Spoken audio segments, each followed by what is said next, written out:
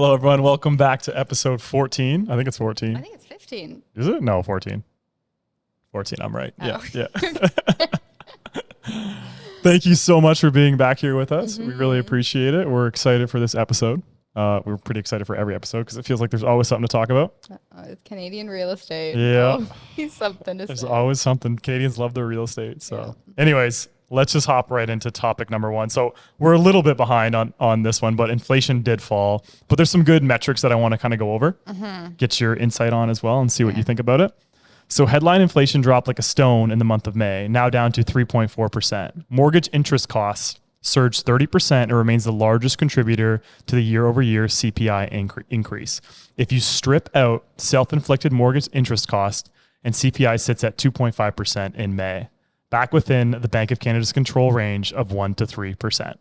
I posted that on Instagram, and so many people were kind of, it's a little bit of a, messes with your mind a little bit. If you take out mortgage interest cost, which is from the overall inflation reading. Yeah, from them increasing rates, from the Bank of Canada increasing rates. Yeah.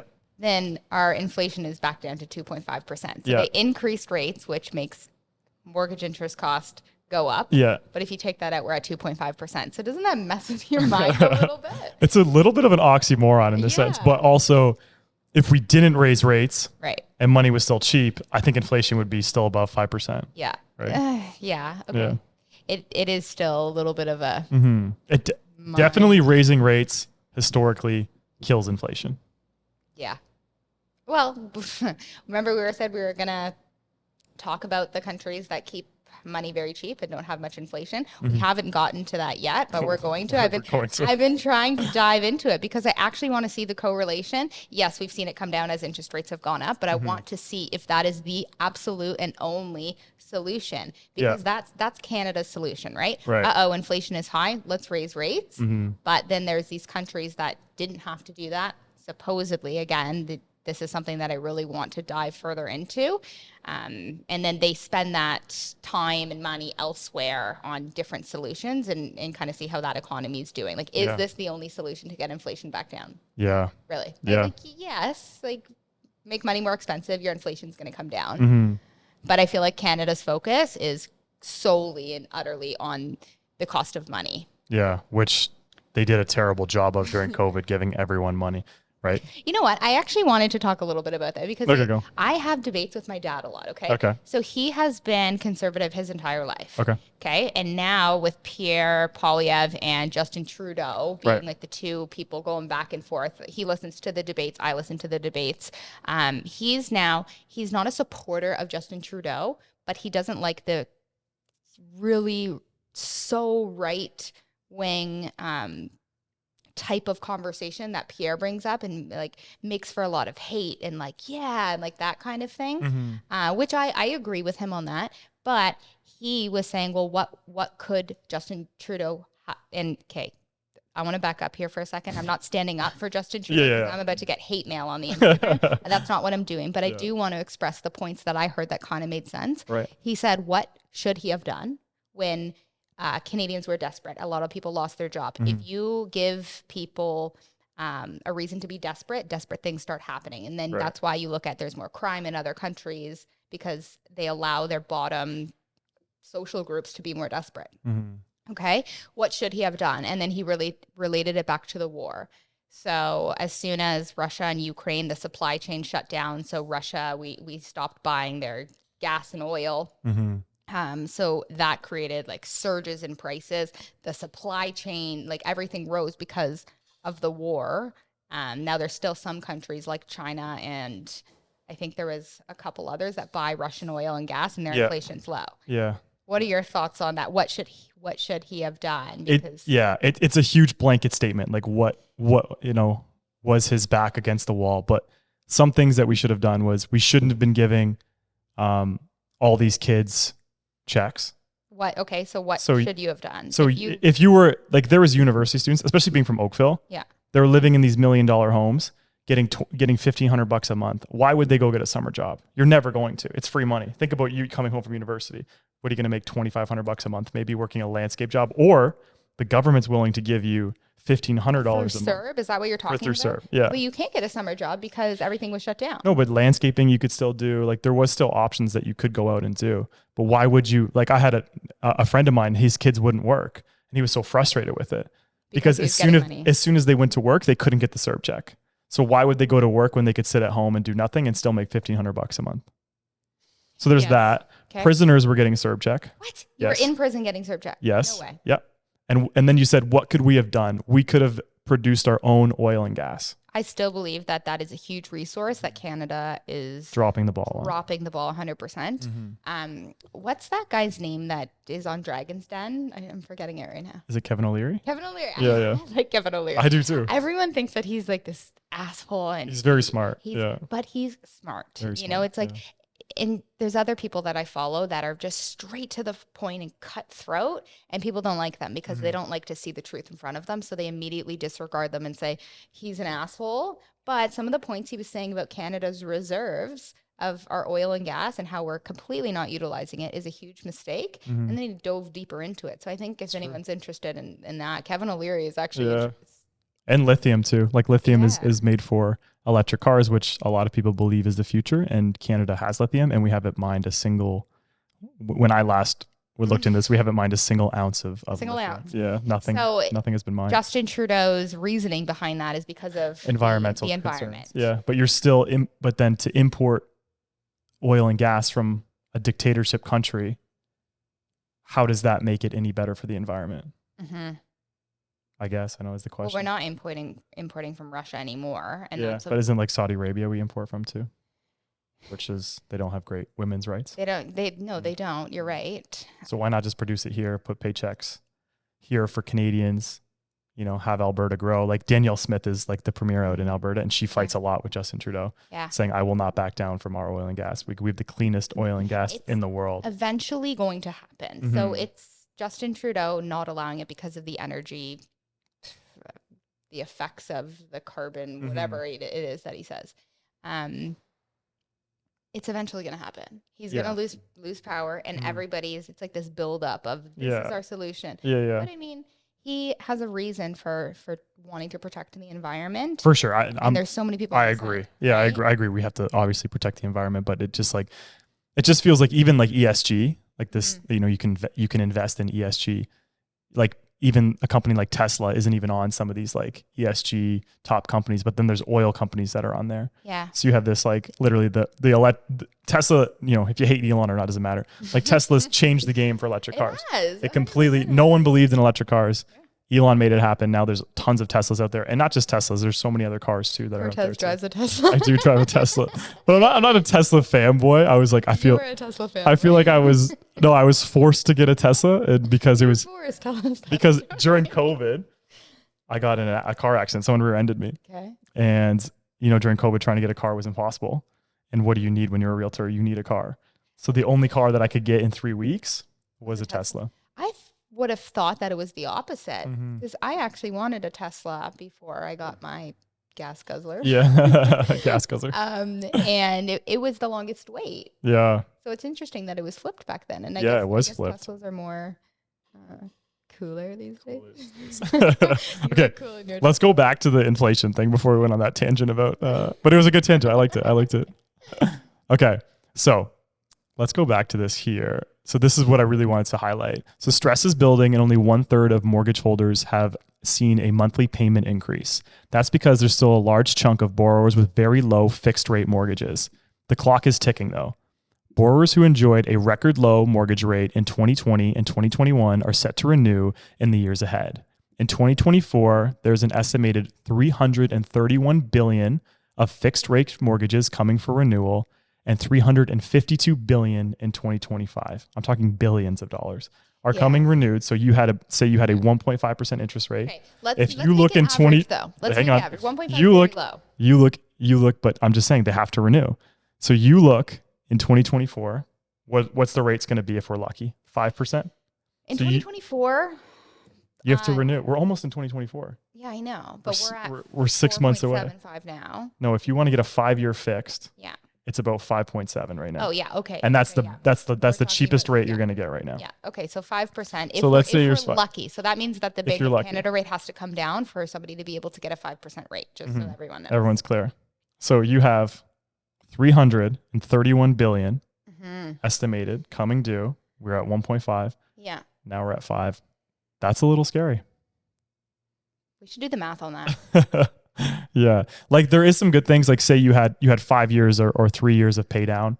Yeah. So that could help. Hopefully you're anticipating this. So if you are one of those people listening to this podcast, please anticipate the sticker shock. Call your mortgage broker and say, hey, what would my payment look like so I can prepare when I renew? You know what else I read is that a lot of people didn't know what a trigger rate was when they signed their mortgage. That's very true. Some people are so quick to get their mortgage.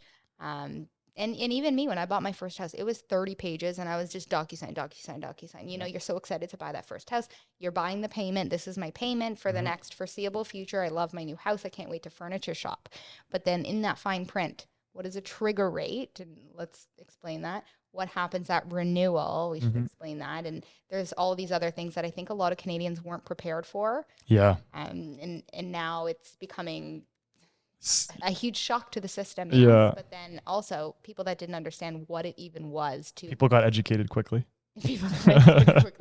Yeah. And so a trigger rate is essentially when the interest rates and when you're on a variable go up so quickly that you hit a point where you're no longer paying a single dollar toward principal. It becomes 100% interest. And so what happens then is that there's no other solution than for your mortgage to re-amortize. So now if you signed a 25-year amortization on your mortgage and your payment has gone up because of the rates having gone up and you're only paying interest, well, it's not going to take 25 years to pay down anymore because you're not paying down any principal. Yeah. So it extends. And then on renewal, not only will you have to renew at a higher rate if you're on fixed, but you're going to have to bring that extended amortization back to a normal schedule. Yeah. No, you explained it great. I've got 2 points here. Okay. So in this article here, it says, remember, a whopping 57% of borrowers in January of 2022 went with a variable rate mortgage in Canada. 57%. In 2022? 2022, when we had probably I think it was, what did we say last time? It was like $70 billion of mortgages versus this year it's down. Mortgage origination last year was like 8 times higher than it was this year. So that's a lot of people on a variable rate. And then the 2022 rates started going up as of May 2022. So May we saw it go back. But this is in January. So remember that a whopping 57% of borrowers in January went with a variable mortgage. January of 2022. Yeah. So there's another one here. My last point is ultimately prevented a wave of distressed sellers from hitting the market. And this is the growing amortization rate that people were allowed to take because banks are working with people. So this product was never designed to handle a rapidly rising interest rate environment. And I'm told by Ron Butler, who's a big mortgage guy on Twitter, that this product will be phased out later this year at the direction of OFC. What product? The fixed variable rate mortgage. So the fixed payment. Do you want to explain that? Yeah. So there's what's the difference between the two? People know the variable rate changes up or down based on the Bank of Canada's overnight rate. And then a fixed rate is you're at a fixed rate. Now a fixed variable rate is essentially a fixed payment. So your rate can change based on the Bank of Canada's overnight rate, but you're going to pay the exact same payment. So if you lock into $1,500 a month, you're staying at that payment regardless of your rate changing. Yeah. And you're just going to owe more money at the end, essentially. So if your rate goes up, your payment doesn't go up, but it gets added to the mortgage. So you essentially end up paying interest on interest doing it that way. And like you said, that's when your trigger rate hits, is when you have a fixed variable mortgage and say it's $2,000 a month, just to make this easy for people. $1,000 was going towards interest, $1,000 was going towards principal, but then the rate started going up, and then it was quickly $1,200 to interest, $800 to principal, and you guys get the picture. And then soon enough, it was $2,000, and you're fully paying interest. The bank calls you and say, "Hey, you either need to put a lump sum down of money, or you need to increase your monthly payment." So we hope we explain that okay for you guys, but yeah. There is a lot of different products out there and brokers, I mean, it's our job to help with, the house and the purchasing process and all that, but it also is our job to work with the brokers and make sure that these first-time buyers are educated enough and know what they're essentially getting into. And I have these conversations a lot with my clients because it eventually, my goal is to keep them safe and help them make the best decisions possible. So to see, and thankfully there hasn't been really a case with people that I've worked with that are in such a bad situation and bought at such a peak. Like my clients that bought at the peak, they came from relative situations. They sold very high and bought very high, right? Or got the B lender and we were creative with that. And it's just, there's so many products out there. And my point to this is you need to be way more educated. And this proved to people that you should have been more educated getting in. And I think this was a huge wake-up call for Canadians because they're hearing a lot of people in trouble and some people that got through unscathed. I think it's going to help people moving forward really do their research a little bit more, take their time a little bit more, just like historical little ups and downs. Like it almost sets people up for making better decisions and not so quick. So if there's a good thing that came from it. Well said. Yeah. That's it. That's it. Yeah. All right. Let's move on from that topic. Although I liked it. This topic scares people. It does scare people, but someone's got people want to listen to it, but they're like, nah, don't tell me, but tell me, and don't tell me how much. Yeah. I don't want to know about my mortgage. Okay, this article I just found interesting because I just thought it like highlighted this, like basically the issue that Canada has of letting in immigrants, but also having a housing plan that doesn't make sense. So the headline of this article was, she came to Canada for an education, desperate for a place to live. She had to rent a room with no door. What? Yeah. No door. I'm going to butcher her name, and I'm sorry, but I'm going to try my best. Parul Yadev saw Canada as a pathway to her future. From where? I believe she was from India. Yeah. The 23-year-old who arrived in Toronto alone but bright-eyed in late 2021 had poured over post-secondary programs around the world from her home in India, carefully selecting public relations at Humber College. She came to Toronto. What she didn't expect was a housing crisis, one that would become an ever-present stressor as she began her studies. She struggled during the first few days in Mississauga Hotel to even book a viewing without local references who would vouch for her. Even studio apartments were too expensive for her. Feeling desperate as the first day of classes approached, she signed on for several months of renting a den without a door in a shared apartment. A den? So she said, I know so many. What was her budget? I don't even know. It didn't say. Because to be honest with you, and not to sound insensitive. Yeah. But if your budget is $500 and you're coming to Toronto, one of the biggest cities in the entire world, you can't really... Yeah. You know, this story is. But even if your budget is $1,500, it's still challenging. If you're going to Toronto. No, I'm not saying that. Yeah. An apartment for $1,500. Yeah, I get it 100%. But full basement apartment. The question is, she knows so many miserable international students who are living in miserable conditions. She knows two people who split a single bedroom. It's a problem she believes the country needs to reckon with, especially as it aims to boost immigration rates. If Canada and its post-secondary schools are attracting promising young learners, especially to campuses in major cities such as Toronto that are facing rental crunches, how can officials ensure the kind of housing opportunities students need to thrive? And it's true, like if you're a student, you shouldn't have a budget of $2,000 a month. Like that's unreasonable. You're not making any money. And I understand like, okay, we're coming to Toronto, but even if you go out into other cities, is it much cheaper? Like Halifax is still expensive, I'm sure. So if you're trying, which Canada tries to do, it tries to attract international students. You shouldn't have a budget of $2,000 if you're a student. No. But that's why you pair up with roommates, because there is a lot of basement apartments, a lot. Well, especially in Hamilton, where I'm from, every single house has a basement apartment in Hamilton for $1,500, $1,600 at the high end. You room with people. I had a student house. I shared a house with 6 people because my budget wasn't near. I bet you if you compared the price that you paid back then to today, it would be not that different. It would be very different, because I know in London when I went there, it was $800 for a room, and the exact same place that I rented out was now $1,800 for a room. I shared a condo with my buddy, and we both paid $800 each, and then they were paying $1,800 each, and they were paying $150 for parking, and I paid $30 for parking. Okay, well that's a condo. I don't think basement apartments have gone up that much. So I'm just saying, if you're going to, I guess the highlight of this article is that if you're going to have international students come here, you need a housing plan, and we don't have a housing plan. So the housing shortage is not just affecting Canadians who are here now, it's also affecting international students who are basically sharing a room, like sharing the same bedroom is kind of the highlight of the article. Yeah. I mean, again, I am empathetic toward the situation, but if you come here without a single plan, that's like us going to Mumbai, for example. I heard it's more expensive than Toronto. For sure. It's going to happen in any major city. If you go to New York, London, UK, it's going to happen anywhere. And you got to be prepared as well. Yes, I do believe that we are in a housing crisis, but something's got to give too, that for sure. You can make it work if you are willing to. I just think that no country immigrates as much as we immigrate and have a worse housing plan than we have right now. Like the dangers going forward is scary. You know what? That brings me to this point. So basically, I wish I could know who said it. I was like, oh my God, that's so interesting.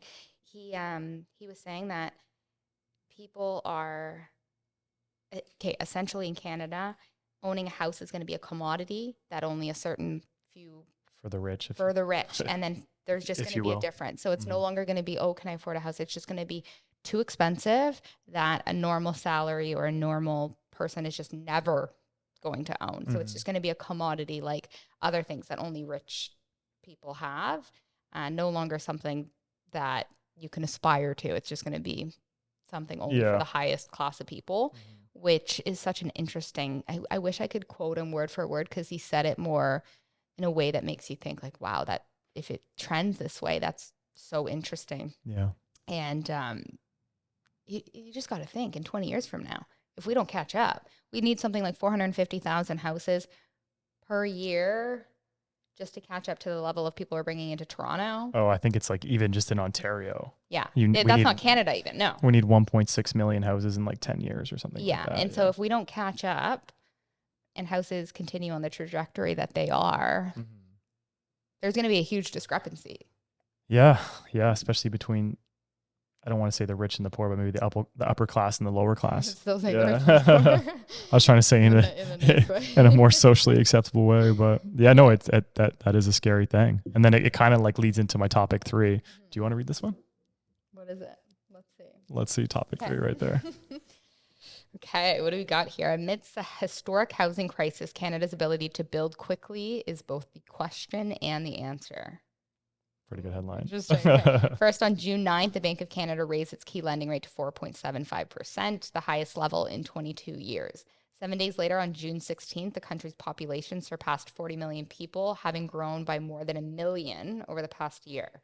While those data points may seem to have little to do with each other, they reflect opposing trends that are pulling the housing market in 2 separate directions. Elevated interest rates, the result of the Bank of Canada's fight against inflation, are putting a damper on home buying and home construction, while record high population growth, spurred by the federal government's increased immigration targets, is causing demand for housing to soar. The result is the bewildering housing market that we've seen in recent months. New and resale home sales have plunged, falling well below their long-term averages month after month.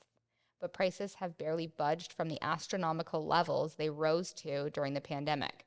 Real estate agents in numerous markets report bidding wars and home selling well over asking, even as they lament the much lower volume of sales seen over the past year. That's interesting. But beneath the confusing and contradictory data, there lies a serious problem. Canada is experiencing a historic housing shortage, and amidst of this shortage, new home construction is dropping.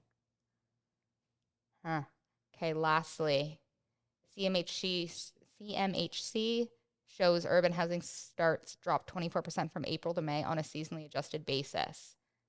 That's huge. Big time. If the current pace were to run all year, Canada would build a total of 183,000 urban housing units this year, down nearly a quarter from the approximately 240,000 urban housing units built last year. You did a great job. Oh, wow. So 240,000 last year in 2022. Okay. And so we're down 60,000. What are we doing? It just doesn't make sense. Why are we immigrating so many people, but we can't build homes? It's sad. The permit process. Yeah, it's the permit process, and it's let also us do it. Let people like me and you. Like I get we don't have time for that, but yeah, okay, like not like me and you, but people like homeowners. Yeah. Let more of the population density help. Yeah, like, incentivize people to make basement suites, like incentivize people to. They're doing that in BC. I like that. Was it Alberta? I think it was BC. Yeah. I like that. Like incentivize people to, so we can get more units done. Here's something so contradictory. So in BC, they're incentivizing people to add basement suites, right? Oh yeah, but they want to cap it. Okay, but still, they're going to cap it, but still, it's still an incentive to add a basement suite. Yeah, get still an extra unit. Yeah, still an extra unit on the market. Okay, good. But then in Ontario and then in Hamilton, they're making this law that you can't rent out a basement suite unless it's like gone through the rezoning process and all this. So they're essentially kicking people out. I have a client right now that's saying, Brooke, should we sell this house and buy in a different zone in Hamilton? Because right now they're not allowing a double unit rental because it's not zoned for multi-residential. It's near a university. They're trying to get away from these student houses. And I get it. Hamilton's trying to protect against so much people in one house. It is not safe when there's that many people cooped up in a basement, sure. Yeah. But what's the alternative? Because now they're not allowed to rent top floor and bottom floor. Now they're only allowed to rent to one single family in the entire house. Now their mortgage is negative. Now people just do it anyway. Thank you, Ontario. Follow BC's lead. Yeah. Well, people just do it. It's capped out there. It's a better solution than my what we're doing. Yeah, it's interesting. Like my friends, where I'm going to Kelowna tomorrow, she like just sold it. She used to own this house, and it was like in a $1 million area. And she said, and then I found out that she was renting her basement out. It's in this like beautiful subdivision, and everyone in Kelowna. Yeah, I can't remember where exactly, but everyone rents out their basement there. She said it's just what they do. She said she's got a lady in there paying. I think she was paying $1,800 or $2,000 a month. It's like I never hear from her, and she just lives in my basement. That's interesting. She's like, yeah, it's so normal where I'm from. So it is normal in Hamilton. There is so many basement suites, but I said this in one of our first episodes. There's a pilot program in place to get every house that isn't zoned for multi-res, which means there can only be a single family, not two different families, even though the houses are insurable. So I have tenants upstairs and downstairs. It isn't zoned for multi-res. It is zoned single family, but I'm insured. So if anything were to happen, I'm protected, that the tenants are protected with their insurance. It's not a crappy little basement. They have their multiple exits and windows, all that good stuff. Yeah. But technically, as per the city's laws, I'm not allowed to do it. That's interesting. Because it's like get rid of those rules. Yeah. It's still insurable, so why are you saying no? When I guess like the solution is you slow down immigration or you speed up the housing building process. So like which one do you want to do? Yeah. So like I said last time is Canada gave the government gave a lot of these immigrants that were coming from Colombia, and I only know these specifics because I was working with a few of them that were applying to leases on my my units in Hamilton, and they all had first and last paid for by the government. So bring the immigrants to Canada, give them first and last, and say, be on your way. Yeah. So that's essentially the extent of how we're helping. Yeah. So you'll get your first and last. You get this whole dream. We have highly ranked education. That's of community and all this great it's stuff. A safe country, and obviously it is. Canada's great. Don't get me wrong. I obviously know there's 10 cities and there's been a lot of crime lately, more than usual in Canada, but still it's still relatively safe. Well, again, that leads me to desperate people do desperate things. So I agree with Canada's government helping the lowest class of earners. I'd rather see healthcare be free. I'd rather see the bottom half or quarter of people get that social assistance than how the States does it with basically not helping them at all. You see way more people in jails. You see way more homelessness. Yes, there's more people there, but I think it comes back to desperate people do desperate things. So it's a little bit of a balancing act. Your back's against the wall. What are you going to do? Yeah. But that's the extent of how the government is helping immigrants. They give you first and last. Maybe they kind of help set you up a little bit once you arrive here, but then you're on your own. And unless you know what you're getting into, it is tough to immigrate to Canada. And, we have listeners from not just Canada. Like there's a ton of people in India that listen to our podcast. And so I know what your plan is when it's you funny land. because even before we got into this, we were reading like a hateful comment someone said because we were talking about immigration, but she was really mean. You're mean, but it's also like we're out here trying to shed light on the truth. So I don't think what we're doing is wrong because you and I didn't immigrate here. We were called white privilege, which is a really kind of harsh term because that's not the case. No. We are essentially reading data and we don't have to talk about this. And we are sharing our own experience because I work with a lot real of life experience. Boots on the ground. And I'm saying these things because not to be harsh, but I just want people to be prepared, and I'd rather sound hard, but at least it's getting to people, and maybe that'll help somebody the truth somewhere. The truth will set you free, as the saying goes, right? Yeah. But anyways, okay, last one here. New Canadians account for over 1/3 of new home buyers in Ontario. More than 1/3 of Ontarians who plan to purchase a pre-construction or newly built home were born outside of Canada, according to Terrion's New Home Buyers Report. Of the Ontario residents who intend to buy a new home within the next year, 35% were born in another country, while 4% were born in a different province. Regarding the former group, the majority were well established in Canada with an average of 17 years since immigration. So David McDonald, Group Vice President of Financial Services, he's got a long title there. Immigrations are driving a significant portions of real estate activity in Ontario across Canada. So it's interesting to see that. So new Canadians are over 1/3 of new home buyers in Canada. So pre-construction projects seem to be being bought up by new Canadians. Interesting. I still think that new construction is way slower from historical times. Like I said, I used to be a pre-construction sales agent. That's how I got into real estate. And projects used to sell out in a day. So the project would release and we would have so many worksheets that it was done. Okay, wait for the next one or wait for release 2.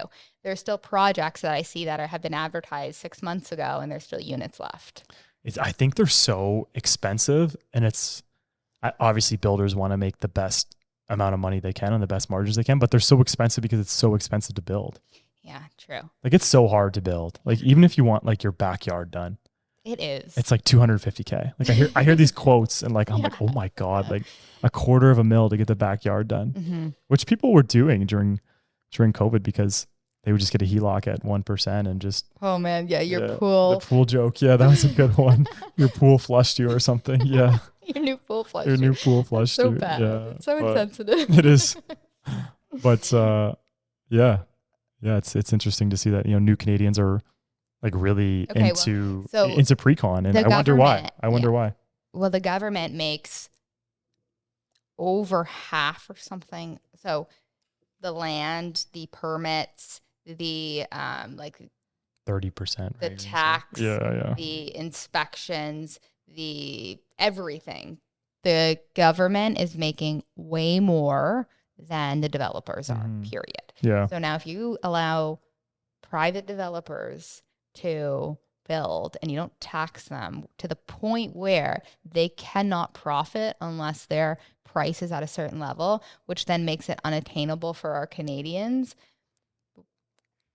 Yeah. Come on. Yeah. So either build affordable housing yourselves instead of taxing the developers, or don't tax the private developers as much and allow for this middle housing that we're missing. Because right now, all they can do is put up these skyscrapers, small units, because that's the only way that the developers are going to see that profit margin. Because anything bigger, they sell less units, it's less profit. The government takes most of it. It doesn't work. Yeah. So that's the only way. So I don't blame the developers, right? They have to make their money. Yeah, they have to pay their people. So it's not them making these condos 300 square feet in Toronto. Yeah. If they weren't taxed as much, if the permit process wasn't so expensive and timely, even the time value of money alone, maybe we'd see that missing middle that we always talk about. So either, hello, Mr. Government, build your own then, because you're making all this money off of the developers anyways, or don't tax as much. Yeah. Like, I'm not that smart, and like getting clear. I actually think you said that pretty well. I don't think I can't even add to that. You kind of took all my points from me, which is great. He was mad that I didn't prepare beforehand. We're not say it better myself. We're not going to get into that. All right. Well, I don't know. I feel like kind of what I see in the market right now, just to wrap things up, is it's slow. Like it's summer. Like people are having fun. They're on patios. They're going to Jays games. Like I've got, spending. Still spending. And then I think you got kind of real estate historically kind of takes a back seat in people's minds.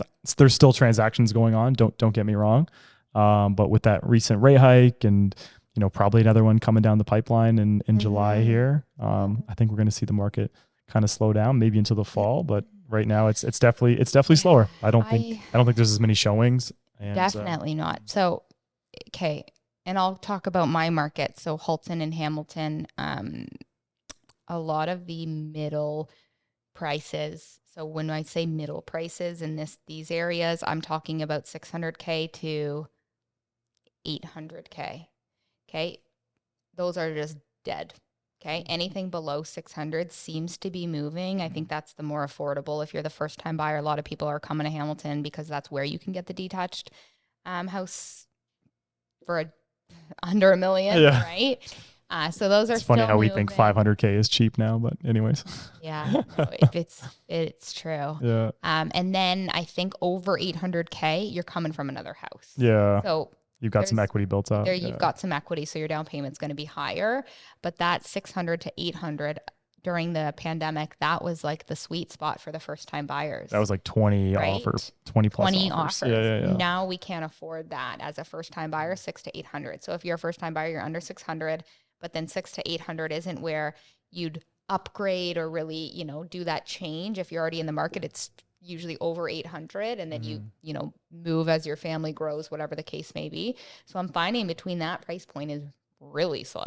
Yeah. And then over 800, yes, it still moves. I mean, real estate always happens. People move, people change jobs, things happen, but definitely way, way slower. Yeah. Rental, even my rentals are slow in Hamilton. So if anybody is looking for a rental that is listening to this, I have BrookeHicks.ca. I have .com. Sorry. I have 35 units for lease in Hamilton. Okay. And they are between 1,700 for a 2-bedroom. A lot of basement apartments. So talk about all these crazy prices. Come to Hamilton. Call Brooke. Call me. Yeah. She'll help. I'm serious. I have a lot of inventory with rentals right now, and they were usually flying off the shelf. Yeah. So it is summer. It's interesting that we say we're in this crazy housing crisis. Nobody knows where to live. Nobody can find anywhere to live. But it's like, hey, I got a freaking book of inventory right now. Cool. That's awesome. And it's your birthday next week? It is my birthday next week. It's your birthday? Okay. Yeah. So we're going. Don't tell anybody how old I am. Yeah, I won't tell anyone. And we're also going on another podcast next week too, aren't we? Next Friday? Are we? Yeah. Oh, cool. Yeah. So we're going on that too. So we'll post more about that. Lots more stuff coming up. Lots of stuff coming down the pipeline. So we're excited to share it with you guys. Yeah. If anybody wants anything specific talked about, I haven't heard anything. We get our comments all the time based on what we're talking about. But before, I think there was some people that had questions, literally DM us. Yeah, DM us. It's the best way to do it. The comments just unfortunately, we get so many notifications. I don't read the comments as much unless some of them go back and forth between our but it is really hard. You get so many followers. No, DM us. We answer our DMs. I actually take time. I go through the DMs. If you want us to talk about something and you think it's of value or important to you, we'll either answer your question there or we'll chat about it, because I think everybody's voice should be heard in this for sure trying economy. 100%. Okay, cool guys. Thanks so much for watching. If you're on YouTube, please like and subscribe. Spotify and Apple Podcasts, please leave us a review if you can. And our short form is really what drives a lot of the podcasts and a lot of the views and our likes and stuff. So if you're on Instagram, you can follow us there, and as well as TikTok. We'd love to see you guys there. So thanks so much, and we'll be back next week. Awesome. Thanks guys. See ya.